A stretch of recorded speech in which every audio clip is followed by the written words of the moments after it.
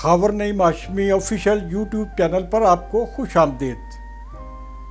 ناظرین، میں آپ کا بہت مشکور ہوں جس بھرپور طریقے سے آپ نے میرے اس چینل کی پذیرائی کی اور پذیرائی کر رہے ہیں۔ مجھے احساس نہیں تھا کہ میرے لیے آپ کے دل میں اتنی محبتیں موجود ہیں۔ جن لوگوں نے ابھی تک اس یوٹیوب چینل کو سبسکرائب نہیں کیا، ان سے گزارش ہے کہ وہ سب سے پہلے خاور نعیم ہاشمی آفیشیل یوٹیوب چینل کو سبسکرائب کریں، اس کو لائک کریں اور دوستوں کی طرف فارورڈ کریں۔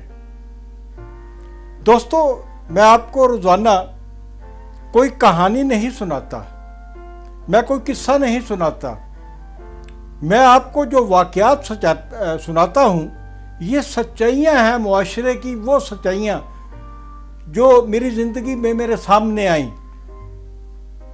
آج ہم ایک ایسی ہستی کا ذکر کرنے جا رہے ہیں جس کو اگر پاکستان کی معتبر ترین شخصیت کہا جائے تو بے جا نہیں ہوگا۔ خدمت خلق کے کاموں میں جو کارہائے نمایاں اس شخصیت نے انجام دیے وہ کسی دوسرے آدمی کے حصے میں نہیں آئے۔ آج آپ کو اس شخصیت کے بارے میں، جن کا نام ہے مولانا عبدالستار ایدھی، ان کی کہانی انہی کی زبانی سناؤں گا۔ سنا تو یقیناً کہانی میں آپ کو رہا ہوں، لیکن جو باتیں جس طریقے سے انہوں نے میرے ساتھ کی تھی، میں اس میں کسی قسم کی فنکاری نہیں کروں گا۔ جو کچھ انہوں نے مجھے کہا وہ حرف بحرف آپ کے سامنے رکھوں گا، اور یہ ان کی یعنی عبدالستار ایدھی کی زندگی کی کہانی ہوگی۔ ہوا یوں کہ ایک دن اچانک روزنامہ جنگ کے آفس میں عبدالستار ایدھی صاحب میرے کمرے میں داخل ہوئے۔ میری عبدالستار ایدھی صاحب سے بہت پہلے سے، کئی سالوں سے الیک سلیک تھی۔ اس زمانے سے الیک سلیک تھی جب ماشاء اللہ کے زمانے میں میں حیدرآباد جیل سے رہا ہو کر کراچی پریس کلب پہنچا تھا تو وہاں تالے لگے ہوئے تھے، اور میرے پاس نہ کھانے کے لیے پیسے تھے، نہ لاہور واپسی کے لیے کوئی کرایہ تھا۔ اسی اثنا میں عبدالستار ایدھی صاحب وہاں آئے اور مجھے پتہ چلا کہ وہ روزانہ پریس کلب کے کئی چکر لگاتے ہیں، اور مجھ جیسا کوئی آدمی اگر انہیں مل جائے تو وہ ساتھ لے جاتے ہیں۔ عبدالستار ایدھی مجھے اپنے ہاسپٹل لے گئے تھے، مجھے کھانا کھلایا تھا، اور مجھے نہ صرف ایک رات کا ریسٹ دیا تھا بلکہ جانے کے لیے کرایہ بھی ادا کیا تھا لاہور واپسی کے لیے۔ تو میں اس کے کئی سال بعد کا واقعہ آپ کو بیان کر رہا ہوں کہ ایدھی صاحب اچانک جنگ اخبار میں میرے کمرے میں داخل ہوتے ہیں۔ میں ان سے بغل گیر ہوتا ہوں، انہیں اپنے سامنے صوفے پہ بڑی عزت کے ساتھ بٹھاتا ہوں۔ ایدھی صاحب سے یہ میری ملاقات بہت طویل ہو گئی اور بڑے بڑے دلچسپ سوال و جواب شروع ہو گیا۔ تو اچانک میں نے سوچا کہ میرے پاس یہاں نہ کوئی کیمرہ ہے، نہ کوئی ریکارڈنگ سسٹم ہے۔ اگر کیمرہ ہو، ریکارڈنگ سسٹم ہو تو یقینی طور پر ایدھی صاحب مجھے اجازت نہیں دیں گے کہ میں ان کی نجی زندگی کے بارے میں جو ان سے گفتگو کر رہا ہوں اس کو کیمرہ میں فلم بند کروں یا اس کی ریکارڈنگ کروں۔ یہ یقینی طور پر ایک حقیقت تھی کہ مجھے اجازت نہیں دینی تھی انہوں نے۔ تو میں نے کچھ سوچ کر میں کمرے سے باہر نکلا، رپورٹنگ روم کی طرف گیا تو وہاں ہمارے ایک رپورٹر مقصود اعوان صاحب بیٹھے ہوئے تھے۔ میں نے مقصود اعوان صاحب سے کہا کہ مقصود اعوان صاحب، اگر آپ 10-20 منٹ مجھے دے دیں تو آپ کی بڑی مہربانی ہوگی۔ میرے پاس مولانا عبدالستار ایدھی صاحب بیٹھے ہوئے ہیں، ہم زندگی کے حقائق اور سچائیاں بیان کر رہے ہیں۔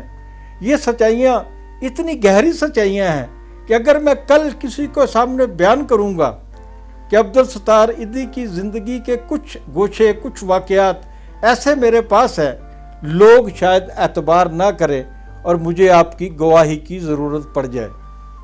تو مقصود اعوان ہمارے پاس کمرے میں آ گئے تھے جب ہم نے دوبارہ گفتگو شروع کی۔ عبدالستار ایدھی صاحب نے اپنی زندگی کی کہانی بیان کرتے ہوئے مجھے بتایا کہ وہ بہت چھوٹے تھے جب ان کے سر سے ماں باپ کا سایہ اٹھ گیا تھا۔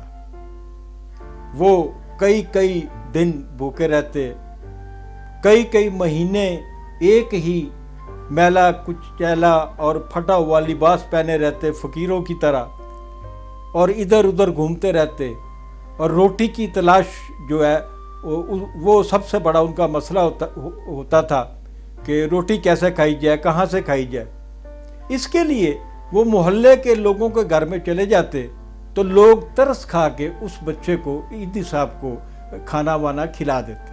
ایدھی صاحب نے مجھے بتایا کہ ایک دن ہوا یوں کہ کسی عورت کا کوئی زیور گم ہو گیا، ایک ایسی عورت کا زیور گم ہو گیا جو اکثر ان کو گھر میں کھانا کھلا دیا کرتی تھی۔ جب اس عورت کا زیور گم ہوتا ہے تو اس کا شک عبدالستار ایدھی جو انتہائی کم قیمت چھوٹی عمر کے بچے تھے تو ان پر وہ لگا دیتی ہے۔ اس کا خیال ہوتا ہے کہ یہ ایدھی جو ہے وہ اس کا زیور جو ہے وہ لے کے چلا گیا ہے۔ ایدھی صاحب اس عورت کے زیور کی چوری کے بعد پورے محلے میں چور مشہور ہو گئے۔ وہ جس گھر میں بھی جاتے کھانا کھانے کے لیے، پیٹ کی جو آگ ہے اسے بجھانے کے لیے، وہ کسی بھی گھر میں جاتے تو لوگ کہتے لو آ گیا ایدھی چور، لو ایدھی چور آ گیا، کوئی بچی کچی روٹی ہے تو اس کو کھلا دو۔ تو یہ واقعہ اور یہ بیانیہ جو محلے داروں کا تھا کہ ایک معصوم بچے کو، ایک چھوٹے سے بچے کو چور بنا دیا جائے اور اس کا نام بھی چور رکھ دیا جائے، یہ کتنا بڑا المیہ ہوگا اور یہ کتنا بڑا صدمہ ہوگا اس معصوم بچے کے لیے جس کے سر پر ماں باپ کا سایہ بھی نہیں تھا، جسے کھانا کھلانے والا کوئی نہیں تھا، جسے کپڑے پہنانے والا کوئی نہیں تھا، جسے نہلانے والا کوئی نہیں تھا۔ یہ صدمہ ایدھی صاحب کے روح میں اتر گیا، ان کے دل و دماغ میں اتر گیا یہ صدمہ۔ انہوں نے چھوٹی عمر میں ہی فیصلہ کیا کہ وہ زندگی میں نام کمائیں گے، نیک نامی کمائیں گے اور دنیا میں بھلائی کے کام کریں گے، اور جیسا میں ہوں، میں جس حالت میں ہوں، اس حالت میں میں پاکستان میں کسی بچے کو نہیں رہنے دوں گا۔ مجھے اپنی حالت کا کوئی بچہ بھی ملے گا اس کی پرورش کروں گا اور اس کے لیے میں جد و جہد کروں گا۔ ایدھی تھوڑے سے بڑے ہوئے، جوا سالی کی طرف قدم بڑھایا تو انہوں نے اپنے ایک دوست کے ساتھ مل کر ایک رفائی ادارہ قائم کیا۔ یہ رفائی ادارہ کچھ مہینے تک کام کرتا رہا، پھر وہ دوست ایدھی صاحب کا علیحدہ ہو گیا تو عبدالستار ایدھی نے اس کے کچھ عرصے مزید بعد ایدھی سینٹر کا آغاز کیا، اور ایدھی سینٹر جو ہے اس وقت پاکستان میں اس سے بڑا فلاح و بہبود کا ادارہ نہیں ہے۔ پاکستان کا کون سا ادارہ ہے جس نے ہزاروں کی تعداد میں کوڑے کے ڈھیروں پر پھینکے گئے نومولود بچوں کو، جس کی بیوی نے، بلقیس بیگم نے گود میں لیا، ہزاروں سڑکوں پر پھینکے گئے کوڑے کے ڈھیروں پر، کچروں پر پھینکے گئے بچوں کو بلقیس ایدھی نے ماں بن کر پالا اور ایدھی صاحب نے باپ بن کر پالا۔ یہ مثال جو ہے ہمیں بہت کم ملتی ہے۔ اسی دوران دیکھتے دیکھتے میرے ذہن میں ایک خیال گھومتا ہے۔ خیال یہ گھومتا ہے کہ جب عبدالستار ایدھی میرے آفس میں آئے جنگ میں، تو اس سے چند دن پہلے کراچی کا ایک اخبار، الیاس شاکر صاحب شاید اس کے ایڈیٹر تھے، قومی اخبار نام تھا اس کا، تو اس اخبار میں ایدھی صاحب کی ایک فوٹو چھپی ہوئی تھی کہ عبدالستار ایدھی کی اپنی دوسری دلہن کے ساتھ تصویر، اس ٹائپ کا کوئی کیپشن تھا، اور میں نے دیکھا کہ ایدھی صاحب ایک قدرے جوان سال عورت کے ساتھ دولہا بنے بیٹھے ہوئے ہیں اور اس عورت نے دلہن کا لباس پہن رکھا ہے۔ تو یہ خیال جب میرے دماغ میں آیا، میں نے سوال ایدھی صاحب سے یہی کر دیا کہ ایدھی صاحب، میں نے آپ کی دوسری شادی کی تصویر دیکھی تھی اور یہ بات پوری طرح پھیلی نہیں ہے، لیکن چونکہ میں نے تصویر دیکھی ہے، میرے خیال میں کوئی یہ صحیح واقعہ ہوگا۔ ناظرین، عبدالستار ایدھی نے اس ملاقات میں کسی لگی لپٹی کے بغیر جس طریقے سے سچ بولا، میرے دل و دماغ میں ان کے لیے قدر و منزلت مزید بڑھ گئی۔ عبدالستار ایدھی نے بتایا کہ ایک میاں بیوی نے مجھے لوٹنے کا منصوبہ بنایا اور دونوں میرے سینٹر میں ملازم ہو گئے، اور دونوں نے اپنی شناخت علیحدہ علیحدہ کرائی، اور دونوں نے خود کو غیر شادی شدہ قرار دیا۔ وہ خاتون آہستہ آہستہ آہستہ عبدالستار ایدھی صاحب کے قریب آنا شروع ہو جاتی ہے، عبدالستار ایدھی صاحب کو اپنی محبت کے جال میں پھنسانا شروع کر دیتی ہے، اور بالآخر انسان انسان ہوتا ہے، اور خدا نے انسان کو غلطی کا پتلا قرار دیا ہے، اور انسان اگر غلطی کا پتلا نہیں ہے تو وہ انسان نہیں ہے۔ ہر انسان غلطیاں کرتا ہے، کوئی چھوٹی غلطی کرتا ہے، کوئی بڑی غلطی کرتا ہے، کوئی جان بوجھ کے غلطی کرتا ہے، کوئی سہون غلطی کر جاتا ہے۔ اس طرح سہون ایک منصوبہ بندی کے تحت ستار ایدھی صاحب کو پھنسایا گیا، اور اس خاتون نے ستار ایدھی صاحب سے دوسری شادی کر لی۔ ایدھی صاحب نے صرف مجھے یہ بتایا کہ وہ عورت میری بیوی بننے کے بعد مجھے 1 کروڑ روپے کا چونا لگا کر فرار ہو گئی تھی۔ یعنی اس خاتون نے جس نے ایدھی صاحب سے شادی کی تھی، اس نے ان کے ادارے کو 1 کروڑ روپے کا نقصان پہنچایا تھا۔